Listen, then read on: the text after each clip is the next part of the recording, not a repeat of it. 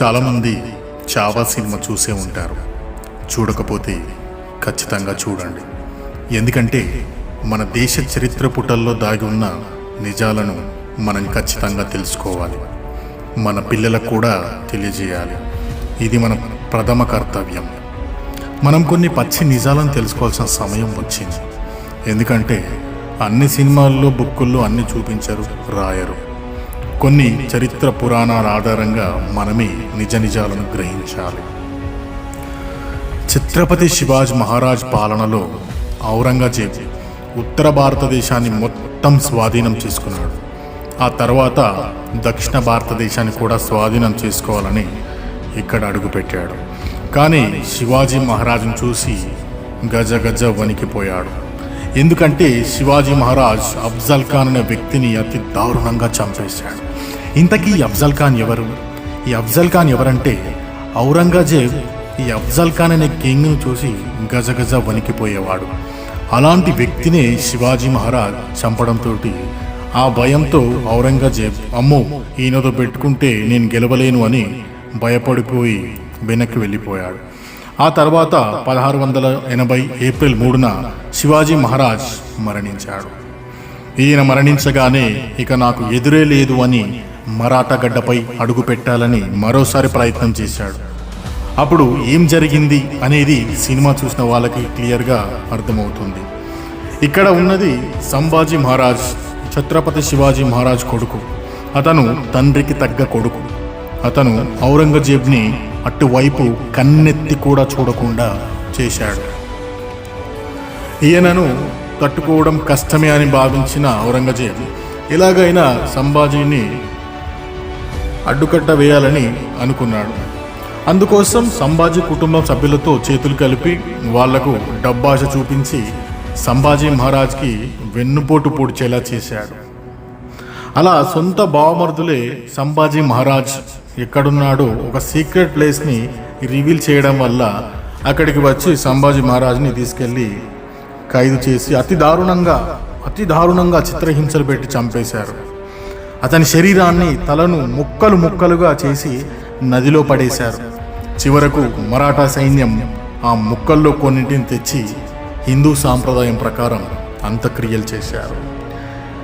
ఇక నాకు ఎదురే లేదని భావించిన ఔరంగజేబ్ 1689లో ఆగస్టులో తులాపూర్ అనే ప్రాంతంలో మరాఠా సైన్యానికి అడ్డుగా వెళ్ళాడు. అంతే, ఎప్పుడెప్పుడు వస్తాడా అని ఎదురు చూస్తున్న మరాఠా సైన్యానికి ఛాన్స్ దొరికింది. ఊచకోత కోశారు. అతి దారుణంగా మొఘల్ సైన్యాన్ని ఊచకోత కోసి ప్రతి ఒక్కరిని చంపేశారు. వాళ్ళ దాడిని చూసి భయపడినటువంటి ఔరంగజేబ్ ఇక్కడే ఉంటే ఖచ్చితంగా నన్ను కూడా చంపేస్తారని భయపడిపోయి వెనక్కి పారిపోయాడు. అలా పారిపోవడంతో భారతదేశం మొత్తం పెరికివాడు భయపడిపోయాడు అని అనడం జరిగింది. ఇది తట్టుకోలేక ఎలాగైనా సరే మరాఠా సామ్రాజ్యాన్ని తన చేతుల్లోకి తీసుకోవాలని భావించినటువంటి ఔరంగజేబ్ సౌత్లో ఒక స్ట్రాంగ్ లీడర్ అయినటువంటి కాసిం ఖాన్తో చేతులు కలిపి అతడికి డబ్బాచ చూపించాడు. ఉత్తర భారతదేశంలో తనకి కొంత భూభాగాన్ని ఇస్తానని చెప్పి ఎలాగైనా మరాఠా సామ్రాజ్యాన్ని తనకి ఇవ్వాలి అని చెప్పి ఈయనకి ఇలా ఆశ చూపించడంతో కాసిం ఖాన్ ఎలాగైనా సరే మరాఠా సామ్రాజ్యాన్ని ఇప్పిస్తానని చెప్పి మరాఠాల గురించి తెలియక కాసిం ఖాన్ మాట ఇస్తాడు. ఇక కాసిం ఖాన్ తన సైన్యంతో కర్ణాటకలోని తడకోడ్ అనే ప్రాంతానికి వెళ్ళాడు. మరాఠా సామ్రాజ్యం అక్కడికి కూడా విస్తరించి ఉంది. పూర్తిగా దక్షిణ భారతదేశంలో చాలా ప్రాంతాలలో మరాఠా విస్తరించి ఉంది. అక్కడే ఉండే మరాఠా సైన్యాన్ని చుట్టుముట్టేసింది కాసిం ఖాన్ సైన్యం.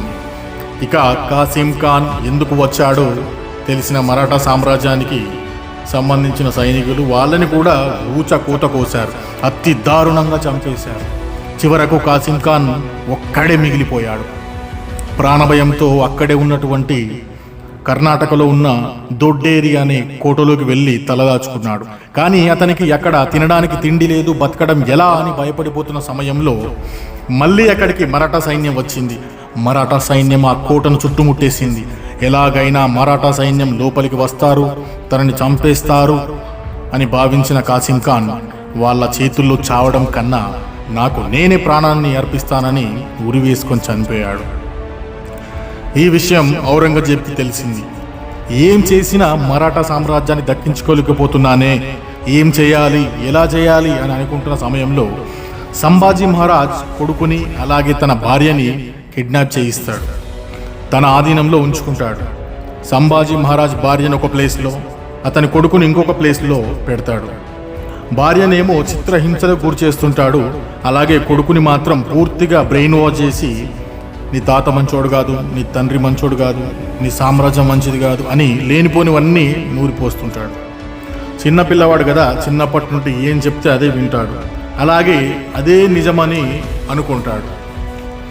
ఒక టైంలో ఎవరు లేని సమయంలో తన తల్లితో తను సీక్రెట్గా కలిసిన తర్వాత తన తల్లి చెప్పిన నిజాలు తెలుసుకున్నటువంటి సంభాజీ మహారాజ్ కొడుకు షాహు మహారాజ్ ఔరంగజేబ్ చెప్పినవన్నీ నమ్మినట్లు అతన్ని నమ్మించి తన చుట్టూనే ఉంటాడు. ఔరంగజేబ్ షాహుని ఎంతలా నమ్మాడంటే చివరికి తన తాత శివాజీ మహారాజ్కి చెందినటువంటి భవానీ ఖడ్గం అలాగే అఫ్జల్ ఖాన్కి సంబంధించిన వెపన్ని కూడా షాహుకి ఇస్తాడు. ఇవి నీకు ఎప్పటికైనా ఉపయోగపడతాయి, ఇవి నీ దగ్గర ఉంచుకో అని చెప్తాడు. అంతలా నమ్మేశాడు షాహుని. షాహు కూడా అంతలా నమ్మించాడు. మరాఠా సామ్రాజ్యం పైన ప్రయత్నాలు జరుగుతూనే ఉన్నాయి. ఎన్ని ప్రయత్నాలు చేసినా మరాఠా సైనికులు ఒక్కరిని కూడా మరాఠా గడ్డపై అడుగు పెట్టనివ్వట్లేదు. వచ్చిన వారందరినీ కూడా ఊచకోత కోస్తున్నారు. అయితే శివాజీ మహారాజ్ బ్రతుకున్న కాలంలోనే నికోలీ మనోచి అనే ఒక ఫ్రెంచ్ రైటర్ మన భారతదేశానికి వస్తాడు. ఈయన శివాజీ మహారాజ్ని చూశాడు, అతని కొడుకు సంభాజీ మహారాజ్ని చూశాడు. ఔరంగజేబ్ మరణించేంత వరకు కూడా ఈయన భారతదేశంలోనే ఉన్నాడు. సో ఆయన రాసిన బుక్స్ ప్రకారం దాదాపు 40 కోట్ల రూపాయల వరకు ఔరంగజేబ్ మరాఠా సామ్రాజ్యాన్ని దక్కించుకోవడానికి ఖర్చు పెట్టాడంట. చివరికి అతని వద్ద సైనికులకు తిండి పెట్టడానికి కూడా తిండి లేదు, ఏమీ లేదు, అంతా అయిపోయింది. కానీ మరాఠా సామ్రాజ్యంలో పిడికెడు మట్టిని కూడా తీసుకోలేకపోయాడు. చివరకు ఒంటి నిండా అడ్డమైన జబ్బులతో, ఒళ్ళంతా పుల్లతో, ఒక విరిగిన కాలుతో ఇక్కడ మరాఠా గడ్డపై చనిపోవడం ఇష్టం లేక తన సొంత ప్లేస్ అయిన ఢిల్లీకి వెళ్ళి చనిపోవాలనుకుంటాడు ఔరంగజేబ్. చివరకు ఔరంగజేబ్ 1707 మార్చి 3న మరాఠా గడ్డపైనే అహ్మద్ నగర్ అనే ప్రాంతంలో అతి దారుణంగా అనేక రకాల రోగాలతో చనిపోయాడు. మరాఠా గడ్డను తన ఆధీనంలోకి తీసుకురావాలన్నటువంటి ఔరంగజేబ్ చివరికి అదే గడ్డపై చివరి శ్వాసను విడిచాడు. షాహు తన తల్లిని చెర నుండి విడిపించుకొని తాను 1708లో జనవరి 12న సింహాసనాన్ని అధిష్ఠించాడు. ఇది మన మరాఠా వీరుల గాథ.